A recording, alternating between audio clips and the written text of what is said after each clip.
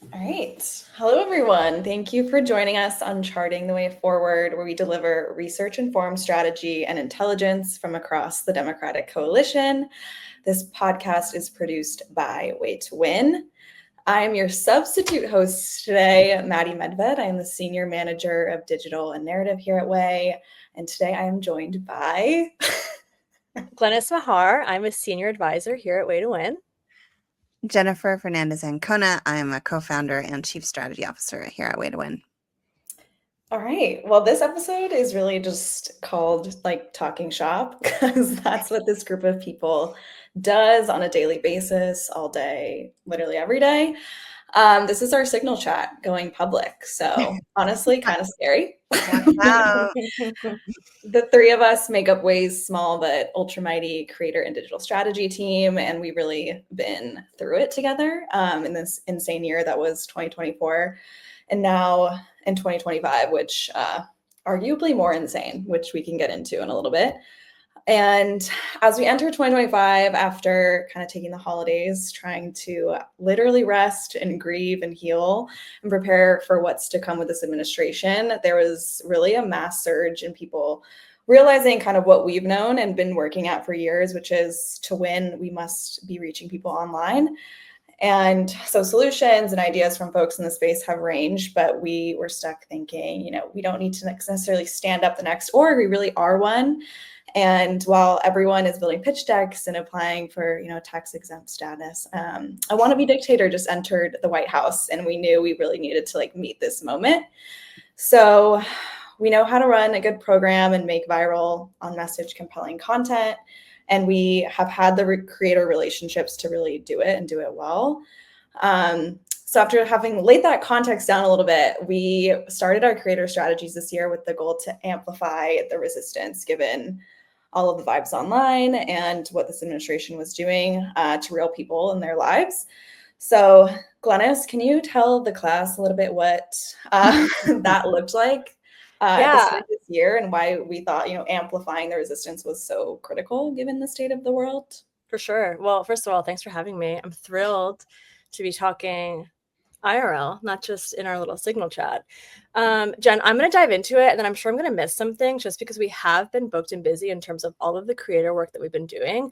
I think this group, especially, we feel like many roads lead to online and lead to creators amplifying different messages and strategies. So we wanted to really prioritize that day one. We had money that we could put in creators' pockets. So we gave Q1, we called them stimulus checks, stimmies, and just wrote checks to creators that we had worked with in the past cycle to make sure that they had some money to support their work as they were, using their platforms to resist against the first, 25 days of the Trump administration. And then from there, we looked at key moments that resistance was happening online, whether that be the SOS gatherings, the hands-off rallies, and working with creators to make sure they had the right messaging and talking points around these key moments of resistance. And something that we've been building that I'm super stoked on, and I think that many people are because we're having real engagement around, is the 3.5% movement, which is our new digital media channel. We are the 3.5%, which is, of course, anchored in political scientist Erica Chenoweth from Harvard. Sorry, I had to take a pause because I'm continuously calling her Kristen Chenoweth because my brain is so around. Yeah, like, please, Kristen. Erica Chenoweth, who had written a paper that outlined that it just takes 3.5% of a population to organize around nonviolent resistance to actually make a significant change in power or, enter, administration here. So we saw that, and we really saw an opportunity to leverage digital media to give both audiences and creators agency and hope. It is so exhausting. I think everyone can agree that the hyper-partisan nature of the world really is not that motivating. So we saw that as an opportunity to motivate and build a true coalition to help resist against Trump. What did I miss? I feel like we've done a lot more, but 3.5 is top of mind because we're on the Bernie rally. The Bernie rally. Yeah, we saw moments, of people trying to organize and resist on the ground, and it just like wasn't getting the real digital footprint that it needed for other folks at home who were feeling like really apathetic and like they had no power in this moment, to kind of give them that social proof that like, no, people are coalescing and like resisting. And I think like that is such an important moment of our time, is like that digital side of the work is such a crucial piece to like make sure momentum remains and people, again, kind of get influenced by their peers online. So yeah, we saw that with just kind of scrappy campaigns in the beginning of the year, from Save Our Services to Hands Off. We got some creators who went to Save Our Services, like, get invited to the Hill, to then, amplify the budget fight that representatives in Congress were pushing for. So all super exciting stuff. We were like, okay, this message of amplifying the resistance is working, and it was really the precipice and the inspo for trying to create a bigger movement and a longer term movement around it, which Enter 3.5. Jen, did you have anything to add on that?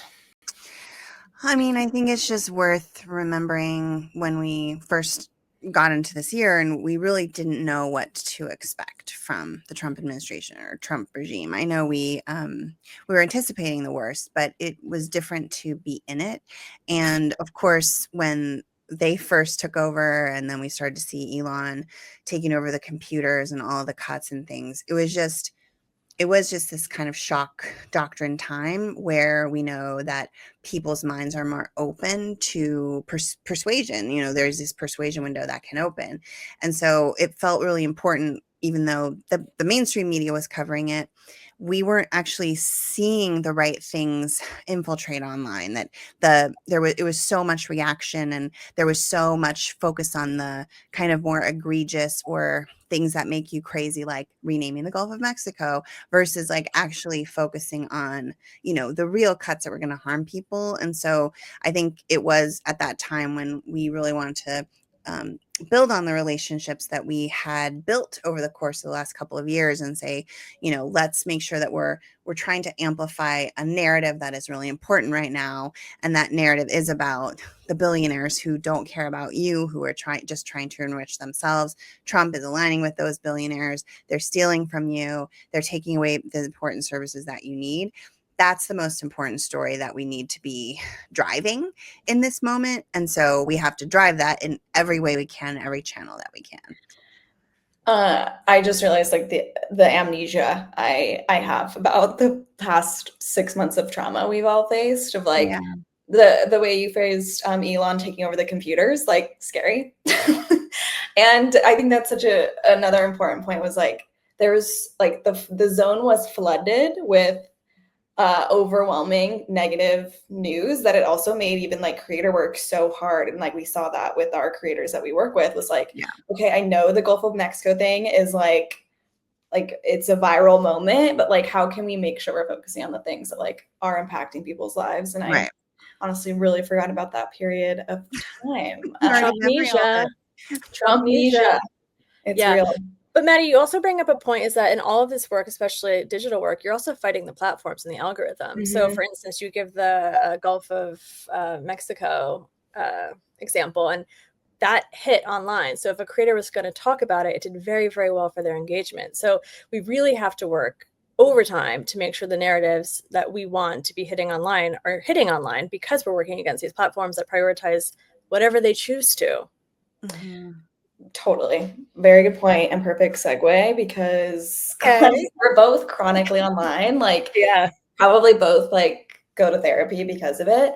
Can you kind of just give folks to like a look into what that online discourse really was, like not only with the Trump flood the zone tactics, but also kind of what was happening within our own coalition? Sure. Broadly, but amongst creators too, that kind of has been a distracting force as we like knew we needed to like coalesce in this moment, come together.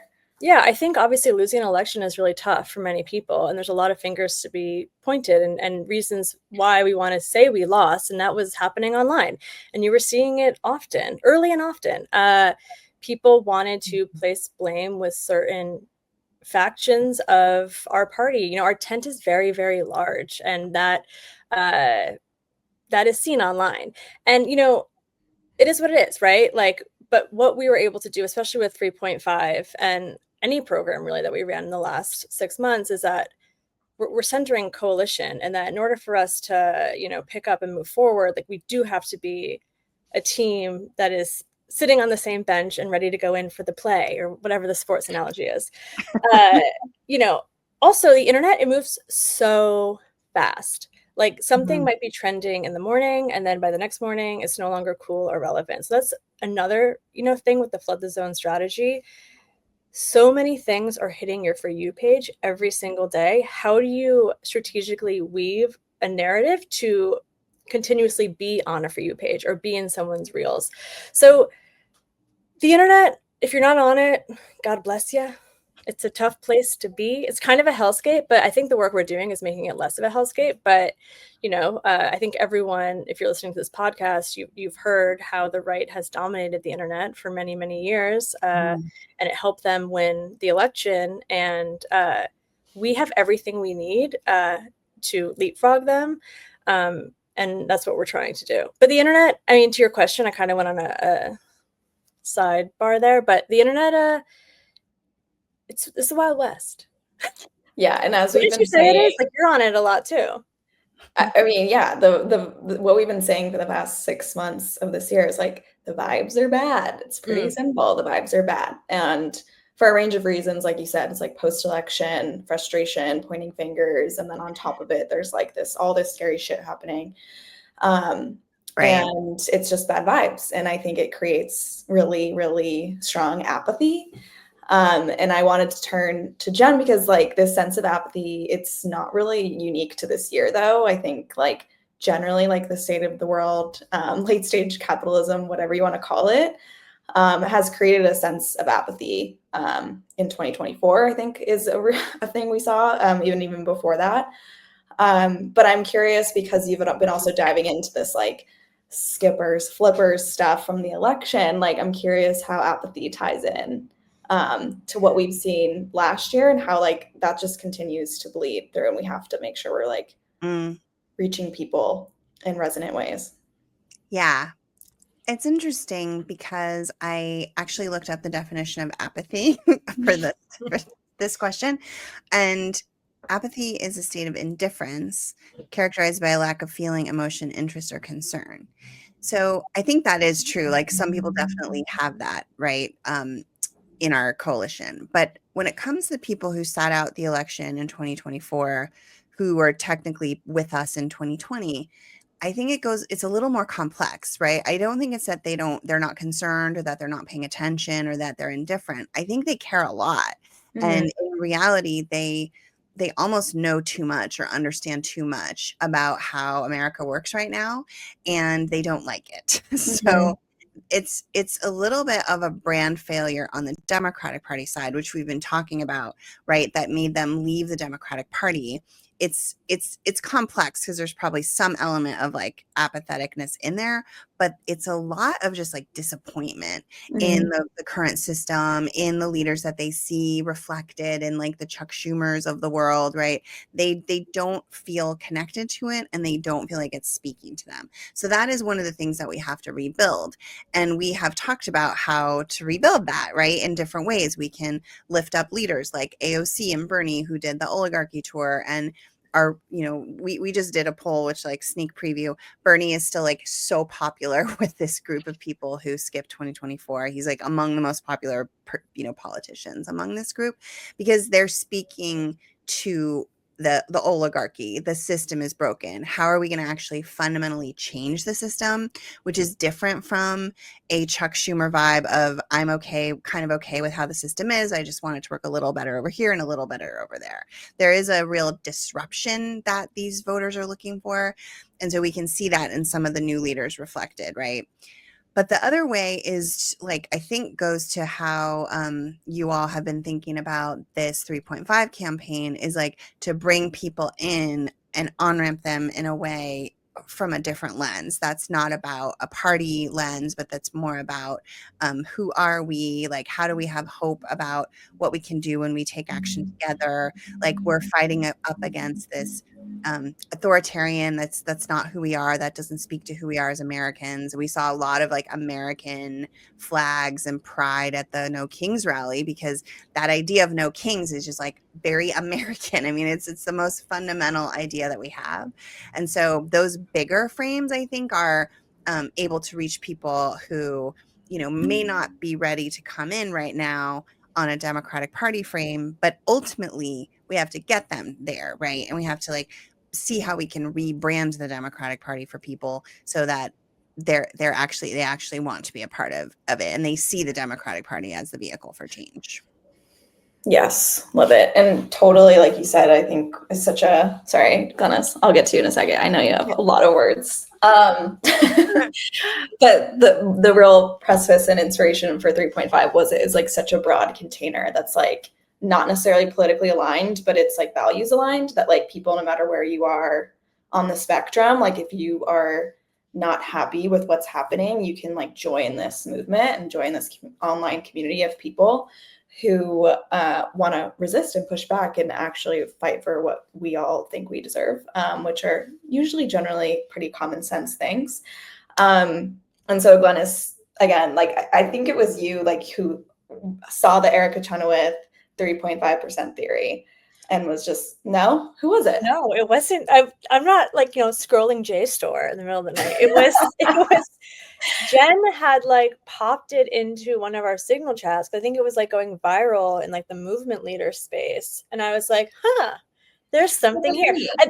Well, yeah, but I wasn't the one who like found the article in the archives. But no, I mean, Jen said it really well. It's like, I don't know if we can rebrand the Democratic Party necessarily. That's such a huge task, but I definitely think this is part of helping people realize they have a home with Democrats. I think that being someone whose full-time career is helping Democrats help themselves and get elected, like I was down in the dumps after the election, right? Like I think I can hold the space of saying I was also disappointed with Dems and how they were responding to the moment. But when I saw that the clip notes, I didn't obviously read the whole paper, of 3.5, I was like, okay, wait a minute. I thought it was going to be this like huge amount of people who had to do something to change the world. But really, we just have to build a true coalition. So, yeah. Yeah. And how did you see it, like the potential, like for it to catch fire online specifically? Because I was just so deep in like the cesspool of the infighting and seeing how people were talking about our party. And because I also was doing a lot of work, like naming the villains and looking at who was actively working against the people. And it became very clear that we could really leverage this and take the reins and show people that it's about us and it's not about them. Like they are very good at, writing laws and controlling the masses, but we can do it. And I think it's so simple in terms of like actually understanding it. Like the simpler, the better. And we got the logo and we hit go. I think also just being at Way, like to the earlier point, like we wanted to build as soon as we could. So having Jen's leadership and her saying, go for it. Like, we had internal conversations about, different narratives, et cetera. But once we were all aligned, like to have that trust and for us to start building, I think that's also paramount. Yeah. And yeah, I think we're hearing feedback that from other people too in the space that just the way that people feel so hopeless and the way that people don't feel agency or don't feel like change is possible. So I think it's just an entry point. It's like, it's not to say this is all we need to do. I mean, obviously we need a lot more people to be engaged in voting the right way and paying attention and being, meeting in their communities and working in their communities. It has to be a much larger coalition.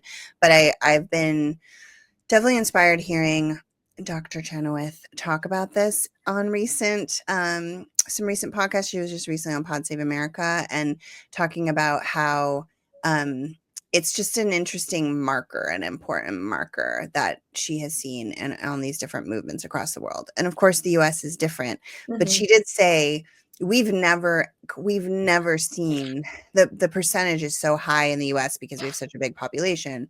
We've never seen a movement with that number of people consistently activating and pushing back. And what we have seen, especially in recent times in this new Trump era, is protesting, people going to the streets and with the signs, and, it's family friendly and it's very accessible.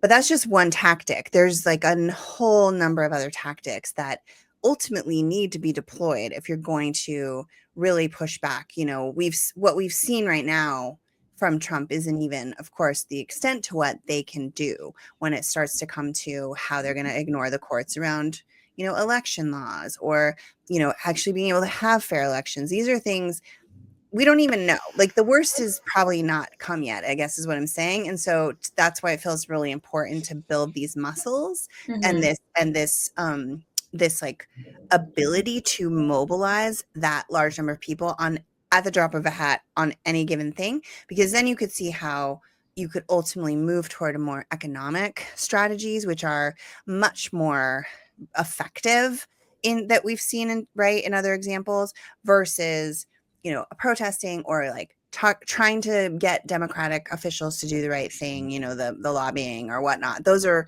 important tactics, but ultimately it kind of has to hit an economic impact if we need to get to that point, right, of like strikes and things, the kinds of things you see happen all over Europe that we have not really seen here as much.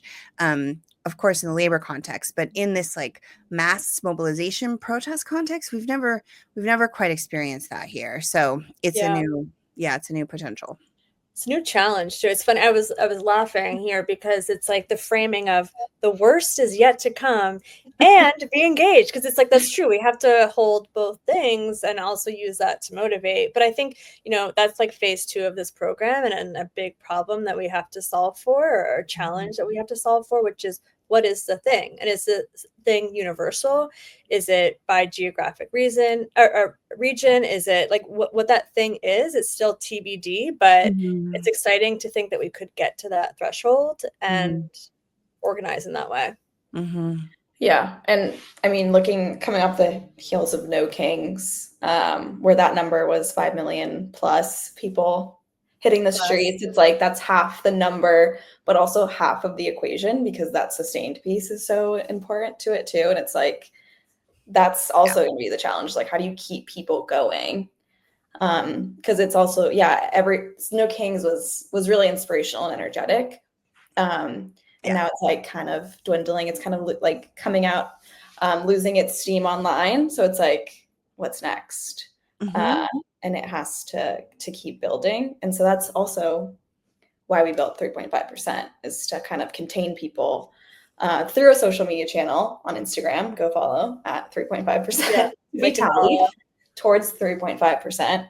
So that, when collective actions continue to pop up from movement leaders and such, like we can mobilize and activate people. So it's interesting too with when you were talking about the amnesia, but just like thinking about this whole year, the first protest was April 5th. Like that was like really the biggest protest, because there really wasn't a coordination around the inauguration. There was a protest, but it wasn't like a mass movement organized thing. So the hands off protest, which was 3 million people on April 5th.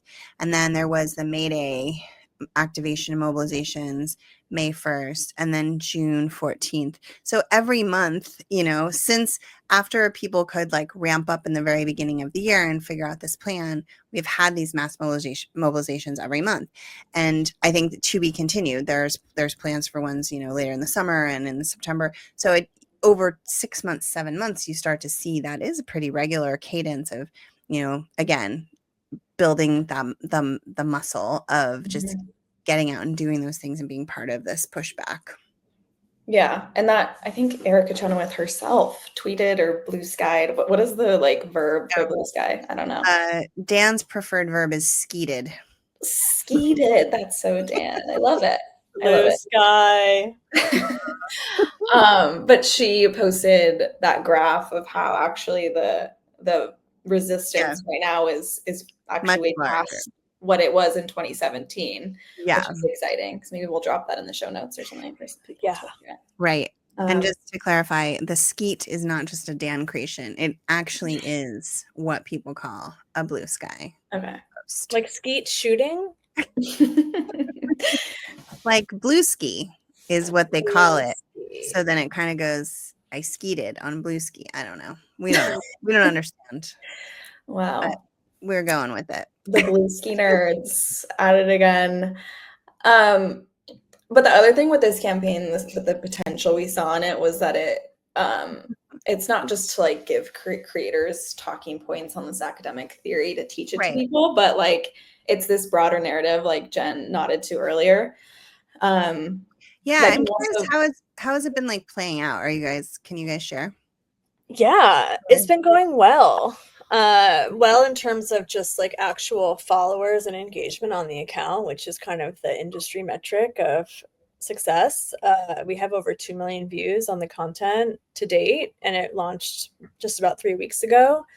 And it's really resonating with people. There rarely do I run a program or work on something where I have people not in the political space tell me they've seen the work. And in the last 2 weeks, I've had 2 friends say, "Oh, have you heard of 3.5%? Or there's this new account." And I'm like, "Yeah, yeah, I have actually."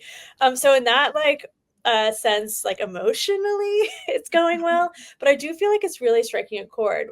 Maddie and I also have had conversations with some of the creators we're working with on this program, and they also are very excited about it. It really is a container that gives people hope and agency.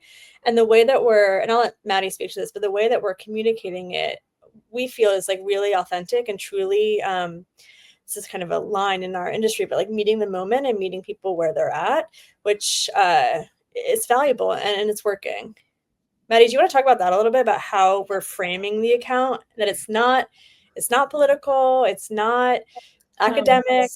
It's for the people, by the people, and definitely taking on a very online like brain rot, for those who are online and know that word, like voice, that I think is resonant with people, because I think like creating content that also is something that like makes sense on their feed, I think is so crucial. And I think something our party misses a lot, of like making content that just not having a native digital native in the room can come off inauthentic. So I think that voice we really nailed, and thanks to our social media manager who's also nailed it. Yeah. And for the creators who are taking it and making it their own. And I think that's what's really powerful about this too, is we had one-on-one we had one-on-one calls with the 20 plus creators who are helping with this campaign, and they're finding really unique ways to both talk about it and like where to put it. So like we're across all the platforms on Substack, we're being embedded in people's podcasts, and just really trying to like seed the narrative in authentic and organic ways. And it's truly organic because these creators are so excited to talk about it and like finally feel like they have something to like point people to and give people a little bit of hope back, because especially like news-based creators, I think they're really burnt out of telling people things every day. So yeah, also to that disappointment point that you made earlier, Jen, I feel like this narrative and this account really does give people something that's like kind of like hope core. Like you can feel inspired by and excited by the movement, as opposed to feeling like all of your power rests in the hands of Democrats who might not be responding in the way that you want them to. And these first 100+ days of the administration have been so intense, and they continue to get more intense. And the way the United States is interacting with the world and people, it's all on everyone's feed. So it's just so exhausting and scary. And I think this is something that really can be hope core for people. Yeah, that's what I was wondering, because I know you guys have been deep in kind of understanding what the creators have already done, but then what is coming. Just like you were saying, they're not telling them, you have to talk about this academic theory, but we're kind of giving them this framework. So I was just wanting because not everyone who's listening to this will have watched it. Just like, how are people taking it and making it their own? How are they? You talked about this a little bit, but that's what I was trying to get at more. Yeah, I guess to like take a step back, typically in like the industry, a creator is given like a brief of here's the goals of the campaign, here's what we'd like you to say, here are what the hopeful results are. And here we had these conversations and kind of explained the theory to the creators, but also said like, we're not academics, like we're using this because of the reasons of hope and agency, and we feel inspired by it. And we kind of talked to them about, I don't want to say their why because that's so like I don't know, corporate leadership summit, but how does this weave into why you said yes to this campaign? Like they didn't have to say, yeah, I want to like join this campaign. But we talked to them about it, and we kind of walked through like what kind of content are you looking to do over the next couple of weeks? We have creators doing like, content around like their summer plans and how they're going to do some self-care, and they're going to weave that into 3.5% into that content. We have creators talk about like their overall kind of resistance strategy and how 3.5% is one part of that they don't necessarily think is where they belong in the resistance, but they see it as a valuable part of the resistance. So we're really trying to make sure that when we're doing this program with creators, that they really feel like they can authentically message it and that they truly believe in it. And we're seeing that in the content. Yeah, I'd also say there's a lot of people who already regularly kind of talk about what's going on and what the administration is doing and are telling their audiences that stuff. And so some of them just want to continue to do that, but actually give folks like a real CTA pivot to hope core at the end of that, so that people again like feel that agency and the urgency around the moment we're in. So Gotcha. Agency and urgency. We haven't done that combo yet, but write that down. Write that down. Writing it down. Yeah, it's exciting stuff. And all of Jen it literally writes it down in the chat. I love it. Did she just put it in our signal? Oh, love it. But yeah, all of that content is currently housed and will continue to roll out on the at 3.5%, or wherever you see it. It might be us. Yeah, and it might not be, but I think also something that's important, especially if you're listening to this and you're not native to digital, some of these creators that we're working with, they have more viewership than CNN on any given night. So it is really impactful in terms of getting a narrative out there, but we also hope to get some of our creators onto CNN or, get that narrative in the mainstream media, the legacy media. Yeah. And I think the other big part of the way we structured this and how it's rolling out is so that it's, I feel like every time I say in perpetuity now, it's like, I can't help but laugh because it's been something we keep saying and now I laugh every time I say it, but it's true. It's something we see like a long-term vision for this. And I think it's been really cool to like find a strategy that marries like meeting the moment, the urgency, and like the very, very critical need to like have a long-term channel that like exists in perpetuity and can like lay that foundation down as we enter 2026, which is a big electoral year, or who knows, again, like Jen said, what's going to happen. The worst may be yet to come, but at least at least we'll have, a growing tally of people who like want to save our country. So do you know that viral Guilfoyle clip when she's like, the best is yet to come? No, okay. See, this is what we mean when we say chronically online. Yeah. Literally, because anyone who's listening who's chronically online knows exactly what I'm talking about. But they also know that like there's nothing worse than having to explain a trend or a sound like verbally or not articulate. Do you want to jump out of this window? Because you just sound so lame. You never do it justice. Yeah. Well, I feel like those are the main points of what we're building, but also I think again it's very timely. Glennis said we launched 3 weeks ago. She was incorrect. We launched 2 weeks ago. Oh, Wow, I And gave so us another week. I So know, take that but off. we've been, growing and gaining momentum within 2 weeks, which has been exciting. And it's been off the heels of like such a big catalyzing moment, both with like the LA protests going into No Kings and people really standing up for each other and their communities. And so we want that to continue. Yeah. I think it was also part of the No Kings narrative, which was good because, right, it wasn't just a one-off thing. It was like, we're doing this big mobilization right now to counter Trump's military parade, which, we can talk about that too. I watched it. Yeah, I want to hear your reflections actually.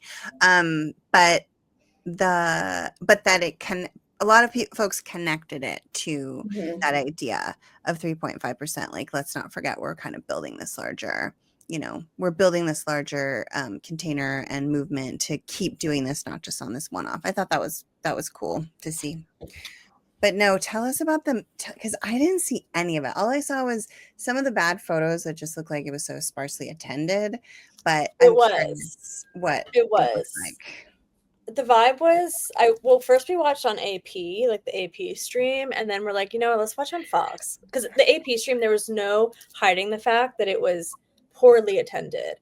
And someone on the staff did a horrible job. They did not fill the VIP risers, which was just pathetic looking. It was sparse, and there's a viral clip of a tank going down Constitution Ave, and it's just like squeaking, and no one's cheering or talking, and it's you couldn't have written it. It was so perfectly Wow. captured. Yeah. But Fox did a much. I mean, Fox is a propaganda machine, and they did an excellent job making it appear more glorious and packed than it actually was.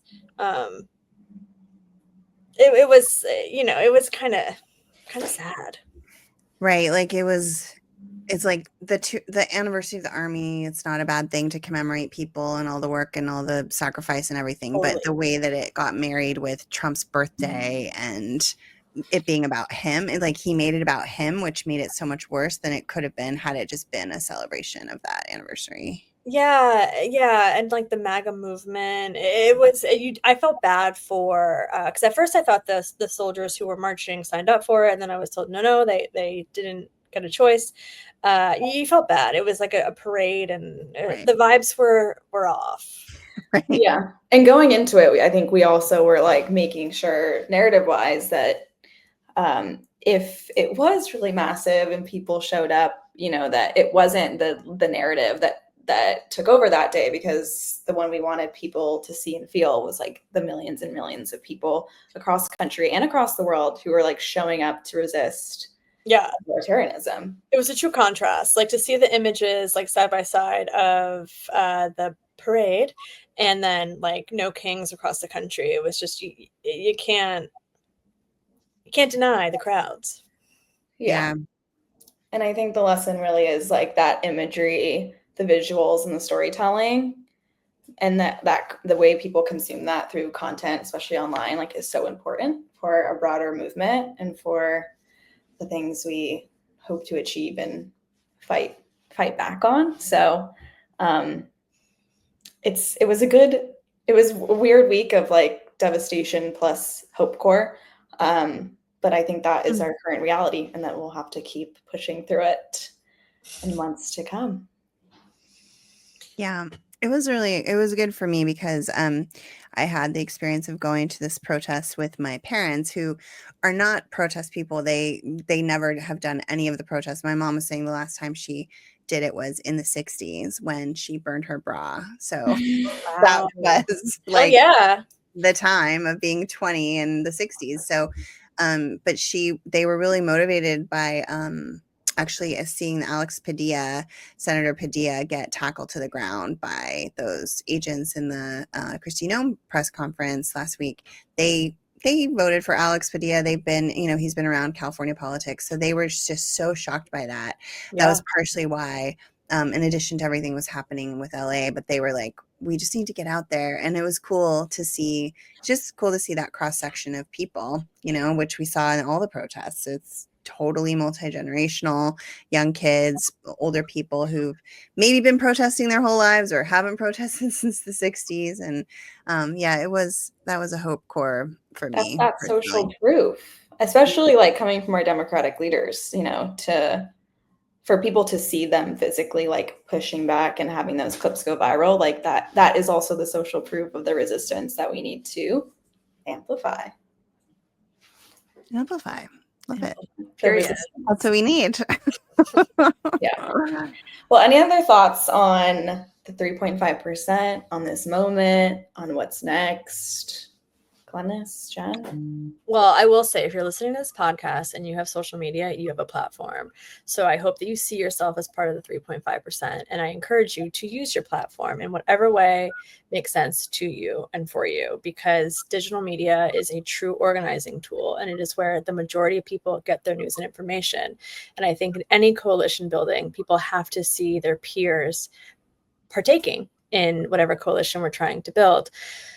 So that's my CTA to any listener. You didn't ask for a CTA, but I'm going to give one. Actually, and you just inspired me to ask Jen to explain, because I feel like we've talked about this a lot, but like you actually have like the research behind why like social proof is impactful. Can you just nod to that too as we close?